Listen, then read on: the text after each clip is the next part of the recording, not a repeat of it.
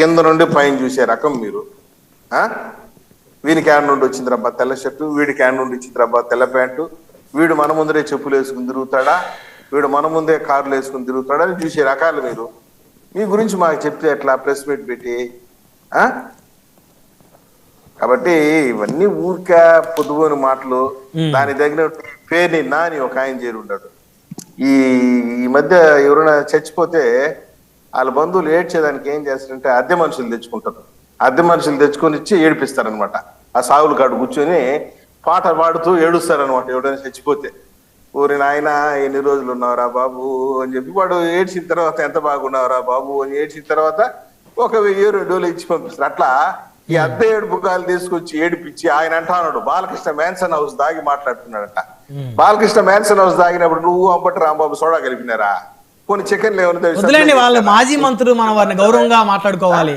అంబటి రాంబాబు గారు మంత్రి ఎంత గౌరవంగా ఉంటే మేము అంత గౌరవం ఇస్తాం. లేదు గౌరవంగా, ఎందుకంటే అని చెప్పి మాట్లాడితే ఏంది నీ అహంకారము? నీ కొడుకు నువ్వు చిత్తు ఓడిపోయిన తర్వాత కూడా నీకు ఈ బలుపు మాటలు పోలేదంటే బాలకృష్ణ మ్యాన్సన్ హౌస్ దాగింది నువ్వు చూసావా? నువ్వేమైనా సోడా ఏమైనా కలిపావా? చెప్పు, చూసింటే ఒప్పుకుంటాం మేము. ఎందుకు ఆ మాటలు? ఆయన అసెంబ్లీలో మాట్లాడినాడు, నువ్వు కూడా అసెంబ్లీలో సమాధానం చెప్పు నీ వల్ల అయితే. ఓకే, వన్ బై వన్ మాట్లాడదాం. ప్రసాద్ గారు మళ్ళీ వస్తాం మీది. మనతో కృష్ణాని గారు, రాజకీయ విశ్లేషకులు. కృష్ణాని గారు, గుడ్ ఈవినింగ్ సార్. బ్రహ్మనాయుడు గారు నమస్తే. ప్యానల్ మెంబర్స్ అందరికీ నమస్కారం. 99 వీక్షకులకు కూడా దసరా శుభాకాంక్షలు. Thank you sir. అయితే సప్తగిరి ప్రసాద్ గారు మాట్లాడినటువంటి ఒక మాట చాలా ఆసక్తికరంగా ఉంది, అందుకనే దాంతో మొదలు పెడదామని అనుకుంటున్నాను. ఎందుకంటే ఆయన ఇప్పుడు ఈ బాలకృష్ణ మ్యాన్సన్ హౌస్ తాగాడు అనేది ఎవరు చూశారు అనే దాని మీద అడుగుతున్నారు కదా. అవును, ఇటీవల బాలకృష్ణని వాళ్ళ అక్కలు చెల్లెళ్ళు వాళ్ళందరూ ఒక ఇంటర్వ్యూ చేశారు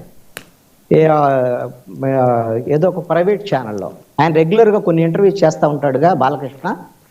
దాంట్లో భువనేశ్వరి ఇతన్ని బాలకృష్ణ అని కొన్ని క్వశ్చన్స్ వేసింది. మీరు కావాలంటే ఇప్పుడు వీడియోస్ దొరికితే చూసుకోండి. ఆవిడ అడిగింది, నీకు మ్యాన్సన్ హౌస్ అంటే ఇష్టమా లేకపోతే వాళ్ళ కుటుంబ సభ్యుల పేర్లు చెప్పి వాళ్ళంటే ఇష్టమా, ఎవరంటే ఎక్కువ ఇష్టం అని అడిగిందండి.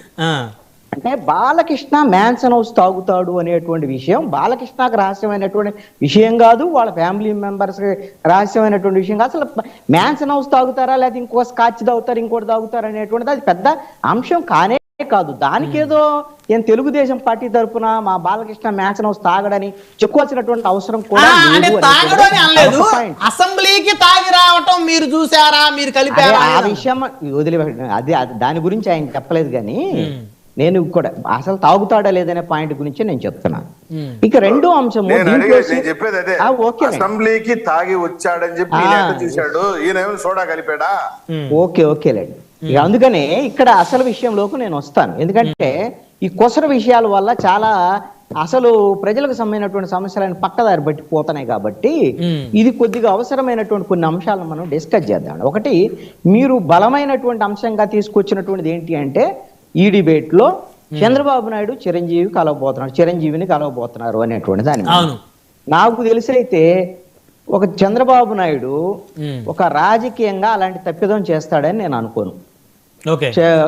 చిరంజీవిని కనుక కలవటం అనేది జరిగితే తెలుగుదేశం పార్టీకి చాలా డ్యామేజ్ అయింది, చంద్రబాబు నాయుడుకి కూడా చాలా డ్యామేజ్ అయ్యేదానికి అవకాశం ఉంటుంది. ఎట్టి పరిస్థితిలో కలవడం. ఒకటి ఏంటి అంటే అసలు ఆ సమస్య పోయింది. మీరు అందుకనే ఇప్పుడు ఈ డిబేట్ లో ఉన్న మెరుపుల మహేష్ గారిని అడిగినా లేకపోతే చిరంజీవిని అడిగినా లేకపోతే జన సైనికులు ఎవరిని అడిగినా ఏ డిబేట్ లో అడిగినా సరే అది అయిపోయింది, ఆల్రెడీ సమస్య పరిష్కారం అయిపోయింది కదా, మీరు ఎందుకు అని. పరిష్కారం ఏమైంది కృష్ణాని గారు? పరిష్కారం అంటే ఏం చెప్పేది?